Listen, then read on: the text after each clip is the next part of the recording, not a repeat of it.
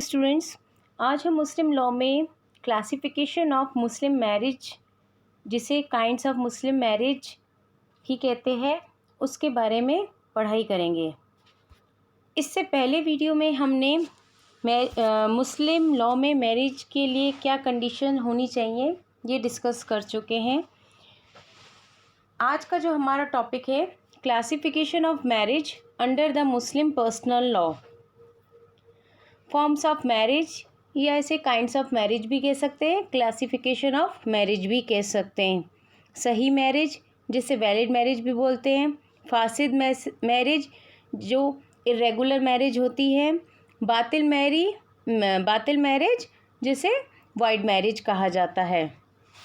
जैसा कि आप इमेज में देख सकते हैं कि ये मुस्लिम मैरिज की इमेजेस हैं कुछ, कि जो भी मुस्लिम मैरिज हुई है, जो वैलिड मुस्लिम मैरिज में निकाह के लिए जो भी कंडीशन एसेंशियल्स होती हैं वो फुलफ़िल की जाती हैं। तो आप इमेज से समझ सकते हैं। इश्क सुभान अल्लाह जो सीरियल ZTV पे आता था, उसमें ज़ारा और कबीर का जो निकाह हुआ था वो प्रॉपर मुस्लिम तरीके से हुआ है। आप देख सकते हैं, काजी साहब हैं, मुस्लिम वुमेन है, मुस्लिम मेल है, मतलब जो भी वैलिड मैरिज के लिए कंडीशंस है वो सारी फुलफ़िल की हुई है। और शादी के टाइम मेहर भी दी जाती है। और तो जो सही मैरिज या वैलिड मैरिज है, एक बार इसकी डेफिनेशन देख लेते हैं। The term sahi is an Urdu term for the word correct और valid. As I already explained, nikah means marriage when all the essential condition of Muslim marriage are fulfilled is called सही निकाह और वैलिड मैरिज। तो कहने का मतलब है, जब निकाह की सभी कंडीशन फुलफ़िल हो जाती हैं तो वह वैलिड या सही मैरिज मानी जाती है। अब essential elements of Muslim marriage क्या है? ऑफ़र एंड एक्सेप्टेंस है। The two parties to the contract, the prospective husband and the guardians of women, the presence of witnesses और मेहर। तो कहने का मतलब ये है कि जो मुस्लिम लॉ है उसका नेचर क्या है। अलग अलग जूरिस्ट ने इसकी अलग अलग व्यूज़ दिए हैं अपने। कुछ जूरिस्ट ने तो इसको सिविल लॉ माना है, कुछ ने इसको रिलीजन माना है। तो Muslim marriage as a contract, Muslim marriage as a civil contract, तो इसमें कुछ जैसे कॉन्ट्रैक्ट हम करते हैं उसकी कुछ कंडीशन होती हैं, ठीक उसी प्रकार से मुस्लिम मैरिज की भी कुछ कंडीशंस होती हैं। जैसे ऑफ़र एंड एक्सेप्टेंस। जो ऑफ़र है वो मेल मुस्लिम के द्वारा दिया जाता है, जिसे इजमा कहा जाता है। एक्सेप्टेंस, जिसे हिंदी में स्वीकृति और हिंदू में फ़ीमेल मुस्लिम उसको एक्सेप्ट करती है। तो कहने का ये मतलब है, जो मुस्लिम मैरिज की फ़र्स्ट कंडीशन है वो ये है कि मुस्लिम लड़के के द्वारा मुस्लिम महिला को प्रस्ताव दिया गया हो और मुस्लिम महिला ने उस प्रस्ताव को स्वीकार किया गया हो, तो वह क्या कहलाता है? मुस्लिम विवाह की वैलिड कंडीशन है। जैसे आप इसमें देख सकते हैं कि ये काजी साहब पढ़ रहे हैं, तो जो मुस्लिम मेल है उनकी तरफ से प्रपोज़ल दिया जा रहा है मुस्लिम वुमेन को, और मुस्लिम वुमेन के द्वारा प्रपोज़ल को एक्सेप्ट किया जा रहा है। फिर दोनों की शादी हो जाती है। सेकंड पॉइंट आता है फ्री कंसेंट। मुस्लिम मैन और वुमेन की फ्री कंसेंट होनी चाहिए। उन पे किसी भी प्रकार का दबाव नहीं होना चाहिए, ना मेल मुस्लिम पे ना फीमेल मुस्लिम पे। अगर जो कंडीशन है, कंसेंट है, वो डरा के या धमका के ली जाती है तो ये जो मैरिज होती है वो वाइड डिक्लेयर हो जाती है। कंसिडरेशन का क्या है? जो मुस्लिम मैरिज है उसमें जो कंसिडरेशन दी जाती है वो मेहर की फॉर्म में दी जाती है। अमाउंट ऑफ मनी और ए प्रॉपर्टी, मतलब मुस्लिम मेल के द्वारा मुस्लिम फीमेल को शादी के समय, निकाह के ही समय कुछ अमाउंट दिया जाता है। वो मनी की फॉर्म में गोल्ड हो गया, या फिर मुस्लिम वुमेन के नाम कोई प्रॉपर्टी कर दी जाती है। तो ये जो मेहर है ये भी at the time of marriage ही होना चाहिए, ऐसा है। फोर्थ कंडीशन है कॉम्पिटेंसी ऑफ द पार्टीज़। जो मुस्लिम मेल और फीमेल होते हैं उनकी सक्षमता क्या आनी चाहिए। दोनों ने, मेल और फीमेल ने, अपनी एज ऑफ मेजोरिटी प्राप्त कर ली हो। तो मुस्लिम मैरिज में जो एज ऑफ निकाह के लिए उम्र बताई गई है वह 15 वर्ष की बताई गई है। सपोज़ एक एग्ज़ाम्पल के द्वारा समझाती हूँ कि एक मुस्लिम मेल है, एक मुस्लिम फ़ीमेल है।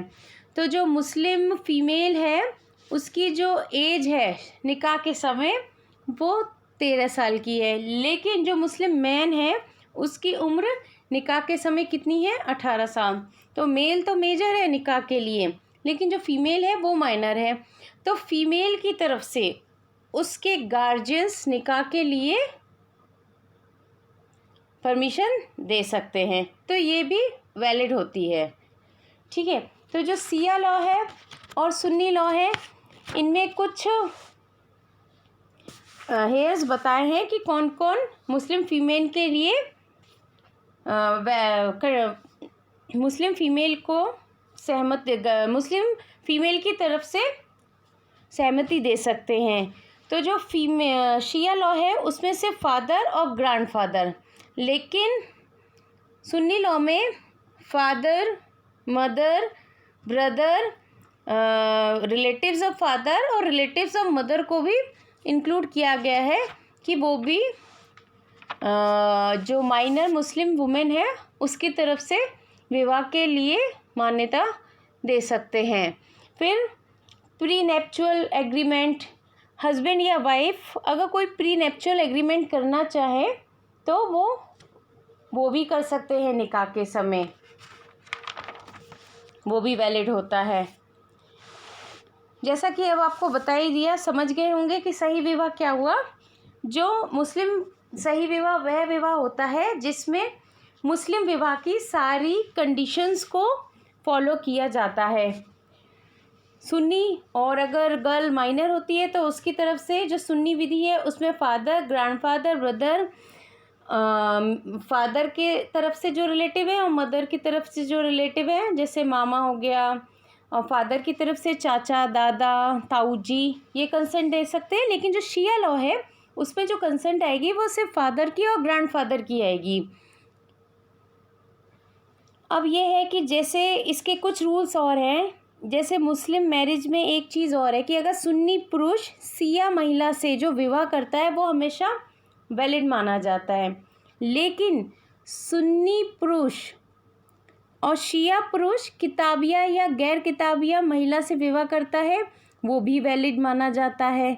लेकिन सुन्नी पुरुष किसी गैर किताबिया महिला से विवाह करता है तो वो इरेगुलर माना जाता है। तो आप समझ गए होंगे स्टूडेंट्स कि जो मुस्लिम मैरिज है उसमें जो एसेंशियल कंडीशन है वैलिड सही विवाह में उन कंडीशंस की फुलफिल होना ज़रूरी होता है।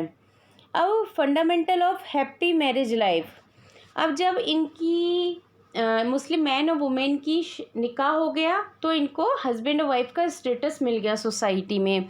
तो हैप्पी मैरिज के लिए तो हस्बैंड और वाइफ की दोनों की लायबिलिटी बन जाती है कि वो हस्बैंड और वाइफ दोनों को लायबिलिटीज़ मिलती हैं कि दोनों एक दूसरे के प्रति अपने दायित्वों का और कर्तव्यों का निर्वाह करें। जैसे वाइफ और हस्बैंड एक दूसरे से फेथफुली रहें, पेशेंस रखना चाहिए। दोनों जो हस्बैंड और वाइफ है उनको फ्रेंड की तरह रहना चाहिए। इन लॉज को भी अपनी डॉटर इन लॉ के साथ एज ए फ्रेंड ट्रीट करना चाहिए।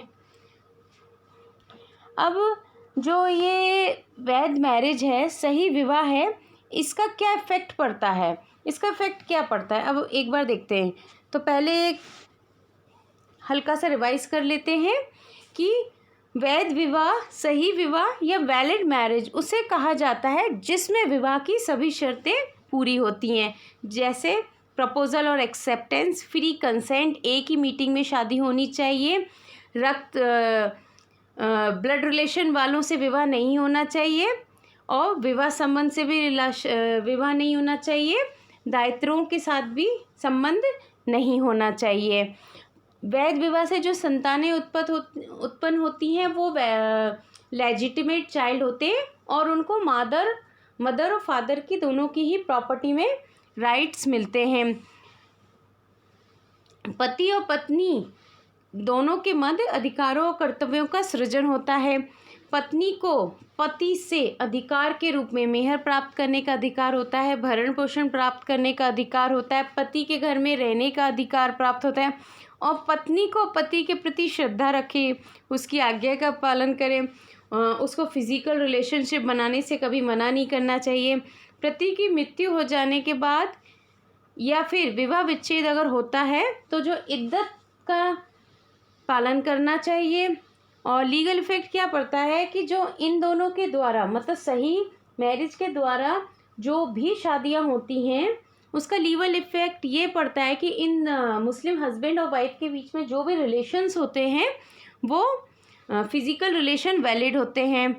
मुस्लिम वुमेन को मेंटेनेंस का राइट मिल जाता है, जैसे प्री नैप्चुअल एग्रीमेंट करती है मुस्लिम महिला अगर शादी के समय, जैसे मुस्लिम लॉ में 4 शादियों का प्रोविज़न है कि अगर उसका हस्बैंड पहली पत्नी के रहते दूसरी शादी करता है तो वो प्री नैप्चुअल एग्रीमेंट के तहत अपने हस्बैंड से अलग रह के मेंटेनेंस प्राप्त करने का अधिकार रखती है। इद्दत का पालन करना पड़ता है। अब इद्दत क्या होती है? इद्दत वह टाइम होता है कि किसी मुस्लिम हस्बैंड की या तो डेथ हो जाए तो ये वेटिंग पीरियड होता है रीमैरिज के लिए। तो डेथ के केस में 4 मंथ 10 डेज़ का वेटिंग पीरियड होता है और अगर वुमेन प्रेग्नेंट होती जो मुस्लिम वुमेन है वो अगर डिवोर्स लेती है, डिवोर्स लेके अलग होती है हस्बैंड वाइफ से, तो 3 मंथ 10 डेज़ का इद्दत पीरियड का टाइम ड्यूरेशन होता है। दोनों को जो वुमेन है उसको उत्तराधिकार प्राप्त होता है। जैसे अगर उसका हस्बैंड मर जाता है तो उसको उसकी प्रॉपर्टी में राइट मिल जाता है, मेहर पाने का अधिकार रखती है। तो अब आप समझ गए होंगे कि सही मैरिज में क्या होता है कि एक बेसिक कंडीशन और है इसमें कि निकाह के समय जो विटनेस हैं वो मेल तो 2 होने चाहिए और 2 ही फीमेल होनी चाहिए। वॉइड मैरिज किसे कहा जाता है? The following are the certain situations in which a Muslim marriage is void. When a marriage takes place between a persons who are absolutely incapable, when a person marry to the wife of another man, when the marriage of the lady was subsisting, marry more than 4 wives. In such a case, the 5th wife marriage and so on become void. Marriage with a non-Muslim. तो कहने का ये मतलब है सही विवाह की क्या कंडीशन थी आप पढ़ चुके। सही विवाह वह विवाह होता है जिसमें मुस्लिम मैरिज की सभी कंडीशंस का पालन किया जाता है। अब वॉइड मैरिज क्या होती है? वॉइड मैरिज को शून्य विवाह भी कहा जाता है और बातिल विवाह के नाम से भी जाना जाता है या नो मैरिज के नाम से भी जाना जाता है। इसमें क्या होता है कि जो वॉइड मैरिज है इसमें जो हस्बैंड और वाइफ के बीच में फिज़िकल रिलेशनशिप होते हैं उनको वैलिड नहीं माना जाता। पक्षकारों के मध्य किसी भी प्रकार का वैधानिक अधिकार का दायित्व उत्पन्न नहीं होता। पार्टीज़ को कोई भी लीगल राइट और लाइबिलिटीज़ नहीं मिलते, ना ही हस्बैंड को मिलती हैं और ना ही वाइफ को मिलती हैं। और जो संतानें होती हैं मतलब मुस्लिम मेल और फीमेल के द्वारा जो भी संतान उत्पन्न हुई हैं वो भी इलेजिटिमेट चाइल्ड होती हैं, उनको भी प्रॉपर्टी में किसी भी प्रकार का राइट नहीं मिलता। शून्य विवाह में जो भी अगर बाई चांस हस्बैंड और वाइफ के बीच में रिलेशनशिप हो भी जाता है तो उसको वैलिड नहीं माना जाता। जो वॉइड मैरिज है उसकी क्या शर्त है वो एक बार आप लोग देख लीजिए। ब्लड रिलेशन में किया गया विवाह, कहने का मतलब ये है कि जैसे कोई बहन भाई का विवाह हो जाता है, एक मुस्लिम अपनी बुआ की लड़की से अगर विवाह कर लेता है तो वो बुआ उसका ब्लड रिलेशन के थ्रू ही, तो बुआ की जो बेटी है वो ब्लड रिलेशन के थ्रू ही तो आ रही है। तो अगर वो अपनी बुआ की लड़की से कोई मुस्लिम बॉय अगर विवाह कर लेता है तो वो वॉइड मैरिज होता है। धायत्री संबंध में विवाह, धायत्री संबंध क्या होता है कि मान लो एक मुस्लिम बच्चा है, जब वो पैदा हुआ है तो उसकी माँ उसे फीड नहीं करा सकती, तो वो किसी अदर वुमेन से फीड करता है, वो भी कंटिन्यूसली 2 साल तक। तो उस जो अदर वुमेन था, उस अदर वुमेन के साथ इस बच्चे का जो रिलेशन हो गया वो दायत्री रिलेशनशिप में आ गया। तो इसमें क्या होगा कि जो अदर वुमेन थी उसकी बेटी से भी इस मुस्लिम मेल का विवाह नहीं हो सकता। अगर ये विवाह होता है तो उसे वॉइड माना जाएगा। विवाह संबंध में विवाह, अगर जैसे हस्बैंड वाइफ है, इन दोनों की शादी हो जाती है और हस्बैंड के रिलेटिव से या वाइफ के रिलेटिव से जो शादी होती है वो भी वॉइड मानी जाएगी। ठीक है। वैवाहिक स्त्री के साथ शादी, अगर कोई मुस्लिम मेल है और वो सपोज़ करो एक्स एक मुस्लिम वीमेन है और जो एक एक्स है मुस्लिम मेल और वाई मुस्लिम वुमेन है। जो मुस्लिम वाई वुमेन है वो क्या करती है कि वो अपने पहले पति को छोड़ाती है, छोड़ के मतलब उससे उसका डिवोर्स हो जाता है और उसका इद्दत काल का पीरियड चल रहा होता है। तो ये जो इद्दत काल का पीरियड चल रहा होता है ना, इसमें अगर वो एक्स के साथ अगर मुस्लिम वुमेन विवाह कर लेती है तो वो जो विवाह होगा वो वॉइड माना जाएगा। तो कहने का मतलब ये हुआ कि जैसे मान लो रहीम है, ठीक है, वो शबाना से विवाह करता है, लेकिन जो शबाना है वो पहले से तलाकशुदा है और उसका इद्दत काल चल रहा है, और रहीम के द्वारा अगर शबाना से विवाह कर लिया जाता है इद्दत काल के दौरान तो ये जो विवाह है इसको हम वॉइड मानते हैं। 5th क्या है, तलाकशुदा से महिला, तलाकशुदा महिला से विवाह या रीमैरिज। इसमें कहने का ये मतलब है कि एक मुस्लिम हस्बैंड अपनी ही वाइफ से दोबारा रीमैरिज करता है, ये हलाला प्रथा के कारण करता है। इस कॉन्सेप्ट को मैं आप लोगों को बाद में समझाऊंगी। तो इसमें क्या होता है कि जो एक रहीम है वो अपनी वाइफ शबाना से तलाक ले लेता है। ठीक है, जब उसने अपनी वाइफ शबाना से तलाक ले लिया तो क्या बोलते हैं, मुस्लिम लॉ में प्रोविज़न है रीमैरिज का कि तलाक के बाद या फिर हस्बैंड की डेथ के बाद मुस्लिम वुमेन को रीमैरिज का राइट मिला हुआ है, बस उसे इद्दत पीरियड तक का वेट करना पड़ता है, जिसमें कि जो इद्दत पीरियड है वो डेथ के केस में 4 मंथ 10 डेज़ का होता है और डिवोर्स के केस में 3 मंथ 10 डेज़ का होता है। तो वो उसकी वाइफ की रीमैरिज हो जाती है या फिर हस्बैंड रीमैरिज कराता है। तो रीमैरिज करती है जैसे रहीम शबाना की जो पत्नी है वो अपनी पत्नी को तलाक दे देता है, उसके बाद वह अपनी पत्नी का विवाह अकबर से करा देता है, फिर अकबर के साथ उसके फिजिकल रिलेशन हो जाते हैं, बाद में वो रहीम अपनी वाइफ से दोबारा शादी कर लेता है। तो ये जो स्थिति उत्पन्न होती है ये होती है तलाकशुदा महिला से रीमैरिज। अगर इस तरह का विवाह अगर होता है तो वो भी वॉइड मैरिज होती है। अब इसका इफ़ेक्ट क्या पड़ता है वॉइड मैरिज का? वॉइड मैरिज का इफ़ेक्ट ये पड़ता है कि जो मुस्लिम विमेन है उसको मेहर का अधिकार तो प्राप्त होता है, लेकिन जो संतानें होती हैं उनका जो स्टेटस होता है सोसाइटी में वो इलेजिटिमेट चाइल्ड का रहता है। उत्तराधिकार जो भी सक्सेशन राइट है लॉ ऑफ इनहेरिटेंस का वो दोनों का, हस्बैंड का और वाइफ का ख़त्म हो जाता है, और जो डिवोर्स लिया जाता है उसमें किसी भी प्रकार की जुडिशियल प्रोसीडिंग इंक्लूड नहीं होती। अपने नेक्स्ट वीडियो में स्टूडेंट्स हम लोग मुता विवाह और इर्रेगुलर मैरिज क्या होती है इसके बारे में पढ़ेंगे।